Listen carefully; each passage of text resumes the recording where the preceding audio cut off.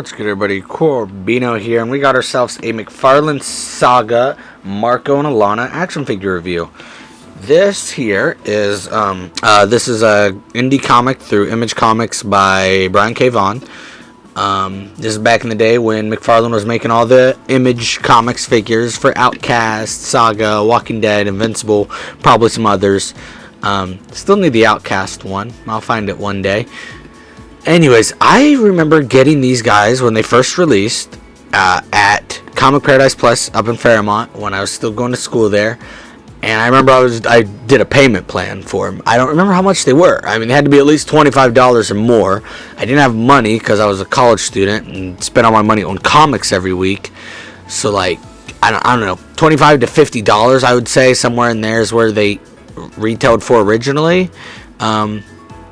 Because I feel like our average McFarlane figure single is around $20-ish, so it's probably close to $50. But either way, I made a payment each week for a handful of weeks until I could finally afford it as my own. And I'm finally reviewing these guys. I mean, at least 6-7 years later, because I finally got the rest of this set. They have the Will and Lion Cat 2-pack and Isabel and Hazel 2-pack, and I got those for I think $15 total on Skybound. About once a year, I'll hop on Skybound, see what kind of nice stuff they have. They had those for super cheap, so I snagged them. Anyways, we got my boy Marko. Such a great freaking comic book series. I actually just recently started rereading the comic too after I got the figures because, it just made me think about it. And I haven't read it since it originally went away for like, what was that, like a 2-year break or something? At least a year. I just finished volume 4, so yeah, just finished volume 4. Still, it's a solid comic. Real good, and I highly recommend it. Now, Marko, he just comes with his little sword here. You can put his little... Been saying in a lot of videos, guys, what is this, a sheath? You can put that in there. Take his sword out. Now, I'm pretty sure this is his family sword that he destroys in the first, volume? Or maybe first 2 volumes? It might be the first volume. I don't know.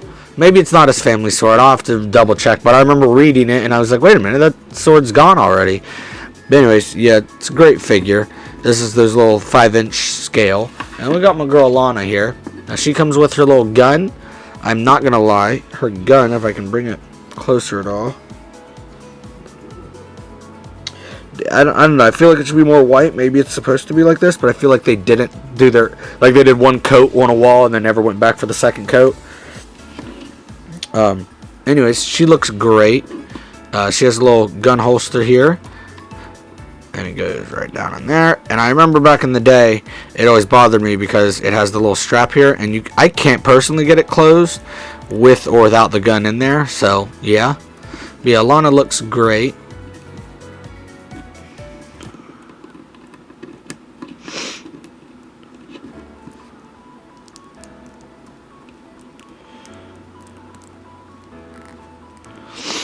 Yeah, really solid. Now, she does come with little closed wings, but I remember these not sticking very well. Like, I remember both sets of her wings would always, the pegs would fall off real easy.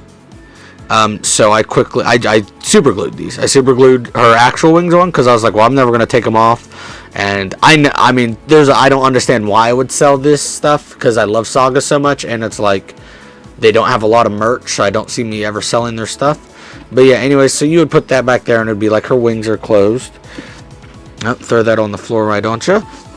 But you see, these ones are glued in there because the peg holes were not very, deep, I guess, so they wouldn't stick very well. And then we have her, what is this called, a mace? She gets this, volume 2 or something like that. Very big, but I guess it was very big for her as well, like in the actual comics. Oh.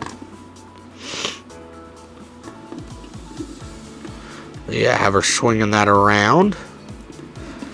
It sucks about McFarlane figures, at least these 5-inch ones. None of them have pegs, and that's a few of my Walking Dead ones have fallen over in the recent months, and I have them all just standing up with a little sticky tack on their feet.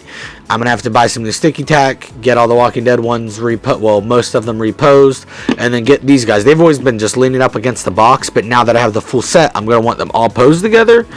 So, you know, I'm going to need to have lots of sticky tack so I can get them all nice and posed.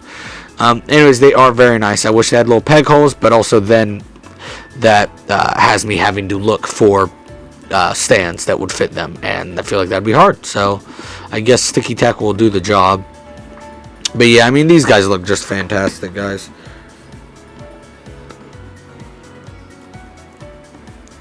Great little detail, great small little figs, and thank you, McFarlane, for making such great figures.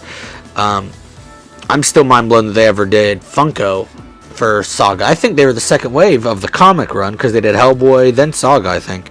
And that's just mind blowing to me, but you know, hell yeah, I love it. But that's really it for this one, guys. I will compare them more, like I'll show them off a little bit more with the other guys when I open them. But yeah, till next time, stay geeky.